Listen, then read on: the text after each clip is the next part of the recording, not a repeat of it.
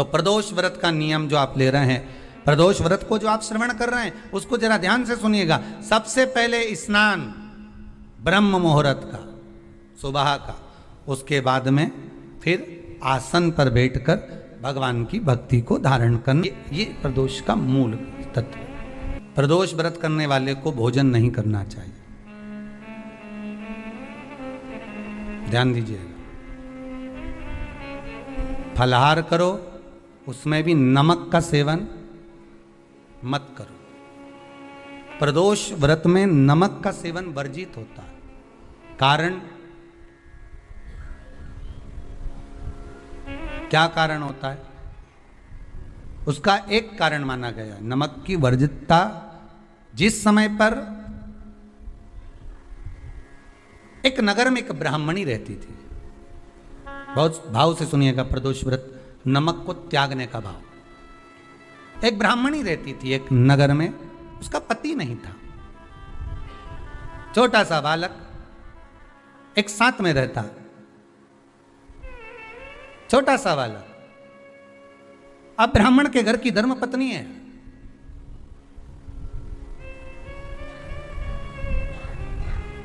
ब्राह्मण कर्मकांड करने वाला, पूजन करने वाला, पाठ करने वाला, अनुष्ठान करने वाला, पूजन करने वाला, मंत्र जाप करने वाला, भगवत भक्ति में डूबने वाला। ब्राह्मण तो चले गया, ब्राह्मणी बच्चे के साथ रह रही। क्या करे वो? अकेली निवास कर रही, अकेली रह रही है। और ब्राह्मणी बच्चे के साथ भ्रमण करती रहती, घूमती, कहीं कहीं दर दर जाकर कुछ भिक्षा को मांग कर लेकर आ जाती। और भिक्षा लाने के बाद में उस भिक्षा को जब लेकर आती तो अपने बच्चे को भी खिलाती और स्वयं भी उसका पान करती। एक दिन ब्राह्मणी भ्रमण करते करते प्रदोष काल के समय पर शिव मंदिर में प्रवेश करी। प्रदोष काल के समय पर, और शंकर मंदिर में जब प्रवेश करा, प्रदोष काल किसको कहते हैं? सूर्य अस्त हो रहा हो, रात्रि प्रवेश कर रही हो, दोनों का जब मिलन हो रहा हो वो प्रदोष काल कहलाता है। दोनों का जब मिलन हो रहा, सूर्यास्त हो रहा हो, रात्रि अपना चरण बढ़ाने के लिए आगे बढ़ रही हो, और दोनों का जब मिलन हो रहा है वो प्रदोष काल है, वो प्रदोष का समय है। ब्राह्मणी मंदिर में प्रवेश कर रही है। जब ब्राह्मणी मंदिर में प्रवेश करी, मंदिर के अंदर पहुंची, प्रदोष काल का समय था, प्रदोष का समय चल रहा था। और प्रदोष काल के उस समय में, प्रदोष काल के उस समय में जब ब्राह्मणी ने देखा कि कोई भगवान की भक्ति में लगा हुआ है, भगवान के रस तत्व में डूबा हुआ है, आज ब्राह्मणी के पास में कुछ पदार्थ नहीं है, अपने बच्चे का पेट भरने के लिए कुछ सामग्री नहीं है, और कुछ आस लेके वो प्रवेश करी है, कुछ आस लेकर वो अंदर प्रवेश कर जाती है। कोई ऋषि की पत्नी, कोई ब्राह्मण जन की अर्धांगिनी उस प्रदोष के समय पर शंकर का अभिषेक पूजन कर रही थी, भगवान शिव की आराधना कर रही थी, भगवान की भक्ति में डूबी हुई थी, कुछ पाने के लिए चली गई। ये कुछ पाने के, और इसके मन में आया कि मैं कुछ, मुझे भोजन का कोई पदार्थ मिल जावे, मुझे कुछ भोजन मिल जावे, और जब मुझे भोजन मिल जाएगा तब मैं जो पाऊंगी अपने बच्चे को भी पाऊंगी। पर जिस मंदिर में वो प्रवेश करी थी, जहां पर नारी पूजन कर रही थी शंकर की प्रदोष काल में, वहां पर पड़ी हुई कुछ वस्तु को इस ब्राह्मणी ने मांग लिया।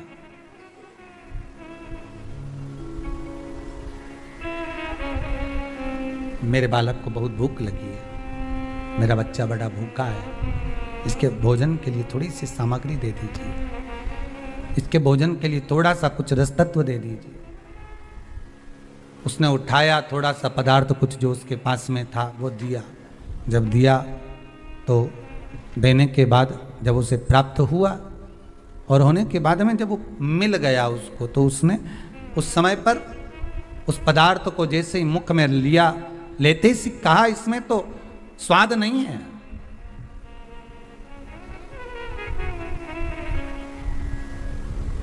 इसमें स्वाद नहीं है।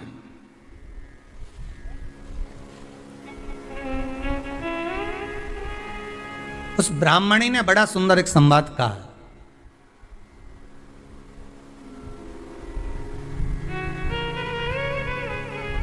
घर का जो बड़ा होता है ना, घर का जो भयो होता है, घर का बुजुर्ग जो होता है, घर का जो प्रथम स्थल प्राप्त करने वाला, मेन कुर्सी पर, अच्छी जगह पर जो बैठने वाला होता है ना, ब्राह्मणी कहती है वो कभी किसी वस्तु में ऐब नहीं देखता, मिनक नहीं निकालता। जब समाज के अन्नकूट होते हैं, समाज के जब अन्नकूट होते हैं महाराज, समाज के जब अन्नकूट होते हैं, बड़ी बड़ी समाजों में जब कार्तिक महीने में अन्नकूट महोत्सव होते हैं, बहुत सारा प्रसाद बनता है। जो बुजुर्ग होते हैं ना, बड़े समझदार लोग होते हैं ना, तो अन्नकूट की जब प्रसाद खाने बैठते हैं ना, उसमें नमक नहीं भी होता ना, तो नहीं बोलते कि इसमें नमक नहीं है। पर जो हमने डोनेशन दिया है, जब तुम आए थे समाज वाले, तो हमने 1000 का लिफाफा दिया, 500 का लिफाफा दिया, 2000 का लिफाफा दिया, और भोजन ऐसा बनवाया।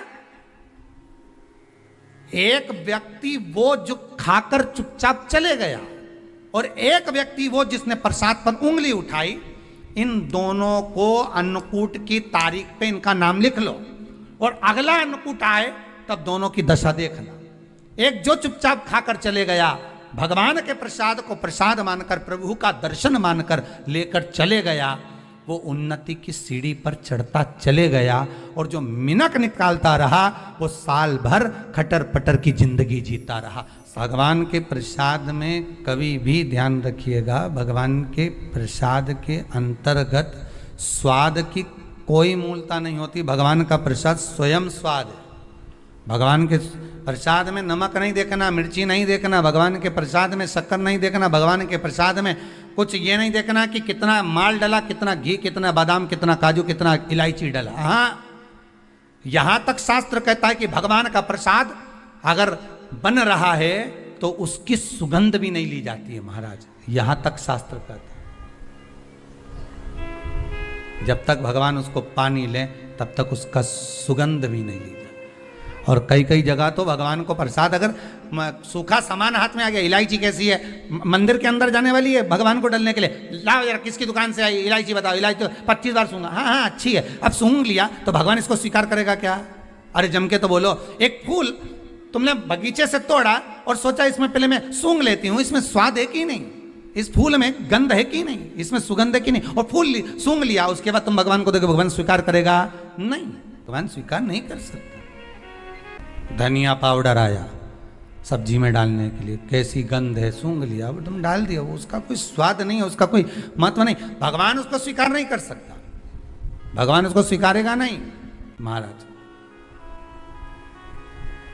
ब्राह्मणी ने जैसी मुख में लिया थूक दिया, ये श्रेष्ठ नहीं है। जो ऋषि की पत्नी अंदर पूजन कर रही थी प्रदोष काल, उसने कह दिया, आपका चेहरा बता रहा है कि आप ब्राह्मण की धर्म पत्नी, पर आज आप दर दर जाकर अगर भिक्षा मांग रही हो, दर दर जाकर अगर भीख मांग रही हो, दर दर जाकर भिक्षा को मांग रही हो, तो इसमें आपके पति का दोष नहीं है, दोष आपका है, क्योंकि आप भगवान के प्रसाद में भी जो स्वाद देखी थी ना, ये आपका एक जन्म का नहीं है, ये ना जाने कितने जन्म का है। ब्राह्मणी के मस्तिष्क में बैठ गया, वो कहा ना, वो बक्कल में नहीं अक्कल में बैठ गया कि ये स्वाद नहीं देखना। इसलिए प्रदोष व्रत के अंतर्गत ब्राह्मणी ने उस दिन से विचार कर लिया कि जैसे आप पूजन कर रही हो, जैसे आप अर्चना कर रही हो, जैसे आप आराधना कर रही हो, ऐसी आराधना, ऐसी पूजन, ऐसी भक्ति मैं भी करूंगी, ऐसी आराधना मैं भी करूंगी। अब मैं स्वाद नहीं देखूंगी। तो प्रदोष व्रत करने वाले को ध्यान रखना चाहिए कि नमक का सेवन ना करे, नमक को ना पाए। भोजन ना करे, फलाहार करिए, फल का आहार करिए, प्रयास करिए। और यदि आपने व्रत का ले लिया भोजन का कि हम तो एक टाइम फलाहार करेंगे, एक टाइम भोजन करेंगे, ऐसा भी कई लोग प्रदोष ले लेते हैं, तो वो बात आपकी है, आप तक रखो, ठीक है, अपने मन तक। ठीक है, बाबा आपकी मनोकामना पूर्ण करे, वो भी भाव रखे। बहुत बड़ा दुख आए, छोटे से रूप में निकल जाए तो समझ लेना शंकर ने कृपा कर दी। बहुत दिन से काम नहीं हो रहा था, काम तुरंत हो गया, समझ लेना शिव ने कृपा कर दी। प्रदोष काल में जाकर भगवान शंकर की आराधना कर, शिव मंदिर में जाकर अर्चना कर, प्रदोष काल में जाकर शंकर को नमन कर। अगर प्रदोष का व्रत नहीं भी करता तो प्रदोष काल में जाकर शंकर के मंदिर में एक घृत का घी का दिया लगा दे। आपको पहले भी कहा है,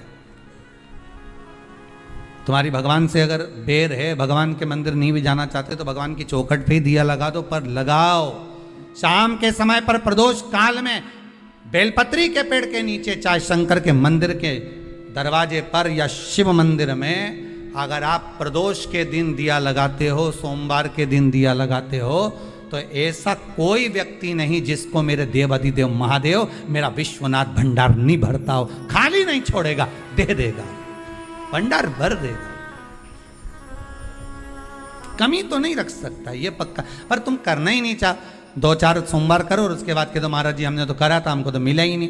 2-1 प्रदोष करा तुमने, अरे 1 साल करो, सारे दरबदर भी तो अपन ठोकर खा कर आए, इतना साल निकाला अपन ने, और 6 महीना 3 महीना 4 महीना भगवान से निवेदन तो करो, दिल से कहो तो सही, नी भंडार भरे तो बात दूसरी, एक बार बोलो तो।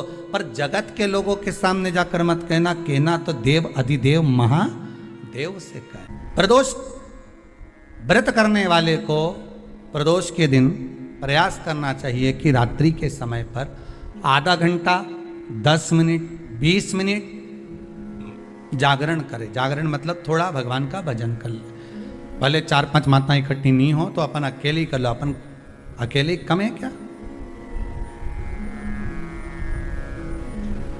भाई, अपन कम पड़े। आराधना अकेले भी करो, जागरण करो। जब आपकी 11 प्रदोष हो जाए, 26 प्रदोष हो जाए, तब उद्यापन करो। उद्यापन 2 ब्राह्मणों को जोड़े से बुलाओ, ब्राह्मणों को जोड़े से बुलाकर उनके चरणों की पूजन कर कर, आराधना कर कर, सुंदर मंडप तैयार कर कर भगवान का, उसमें सुंदर रंगोली डालकर, मंडल बनवाकर पूजन करो शंकर भगवान की प्रदोष का। एक दिन पहले गणेश की आराधना करो, पूजन करो, और प्रदोष वाले दिन जो मंडल बनाए हैं पूजन अर्चना करने के लिए, जो स्थान दिया है उसकी आराधना करो। खीर की आहुतियां दीजिए 108 बार। जो ब्राह्मण आए उनके माध्यम से मंत्रों द्वारा पूजन कराकर खीर की आहुतियां दीजिए शिव नाम। महाराज फिर ब्राह्मणों को जोड़े से भोजन कराकर, चरणों को नमन कर कर, दक्षिणा प्रदान कर कर, निवेदन कर कर ब्राह्मणों से कहें, हे ब्राह्मण देवता, आप हमें आशीर्वाद प्रदान करें कि जिस प्रदोष का हमने व्रत किया है उस व्रत का पुण्य फल हमें प्राप्त हो। ऐसा ब्राह्मण चरण को नमन कर कर, प्रणाम कर कर उनसे अपने मस्तक पर अक्षत छुड़वाएं। फिर नमन कर कर, भोजन कराकर विदा करें। शाम को भगवान का जागरण करें। ऐसे प्रदोष व्रत का उद्यापन कर अपने जीवन को सार्थक बनाएं। ऐसा सुंदर प्रदोष व्रत का व्याख्यान वर्णन स्कंद पुराण में करा गया। वही स्कंद पुराण का प्रदोष व्रत का वर्णन आपको शिव महापुराण के इस सुंदर संवाद में किया गया। दुख की जिंदगी चल रही है, बेलपत्र लीजिए और 7 चावल के दाने इस बेलपत्र के मध्य वाली पत्ती पर रख लीजिए। जो बेटा बेटी बहुत प्रयास कर रहे हों, बहुत कंपटीशन एग्जाम दे रहे हों, बहुत मेहनत कर रहे हों, और उसके बाद भी बहुओं का, बेटियों का, बेटों का अगर कहीं जॉब नहीं लग रहा और कहीं सिलेक्शन हो ही नहीं रहा और बहुत हार चुके हैं, तब एक बेलपत्र 7 चावल के दाने मध्य पत्ती पर 7 चावल के दाने, एक घिसे हुए चंदन की गोली, पीला चंदन को घिस कर उसकी एक गोली बनाए, एक गोली गोल कर कर शिवपिंडी जैसी, शिवलिंग जैसी गोली बनाकर उस चावल के दाने पर रख लो।